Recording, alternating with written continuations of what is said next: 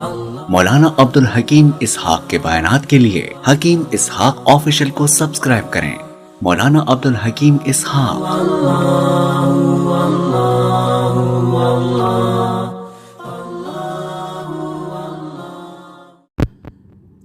السلام علیکم ورحمۃ اللہ وبرکاتہ۔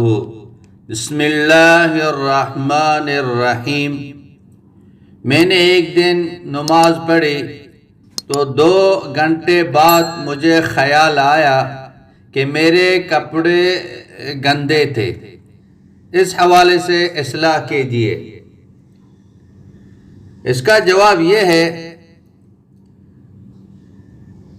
صورت مسئلہ اگر آپ کی مراد کپڑے گندے ہونے سے ان پر نجاست کا لگنا ہے تو اس بارے میں تفصیلی حکم یہ ہے، اگر ناپاک کپڑوں پر لگی نجاست غلیظہ یعنی پیشاب، پاخانہ، منی وغیرہ، اگر 1 درہم یعنی ہتھیلی کے گہراؤ کے برابر یا کم ہے تو نماز ہو جائے گی۔ وہ گندگی جو کپڑوں پر لگی ہوئی تھی، اگر وہ پیشاب ہے، پاخانہ ہے، منی ہے، تو اگر 1 درہم یعنی ہتھیلی کے گہراؤ کے برابر ہے یا ہتھیلی کے گہراؤ سے کم ہے تو نماز ہو جائے گی۔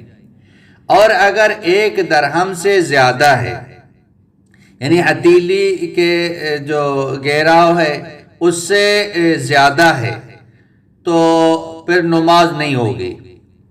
اور ان کپڑوں میں بھول کر فرض یا واجب نماز پڑھ لی گئی تو اسے دہرانا لازم ہے۔ اور اگر نجاست خفیفہ مثلا حرام پرندوں کی بیٹ لگی ہو تو کپڑے کے جس حصے پر لگی ہے اس کے چوتھائی سے کم ہو، مثلا بازو پہ وہ گندگی لگی ہوئی ہے تو اس کو 4 حصہ کریں، اگر چوتھائی سے کم ہو تو وہ معاف ہے، اور اگر چوتھائی یا اس سے زیادہ ہو تو نماز دوبارہ پڑھنی پڑے گی۔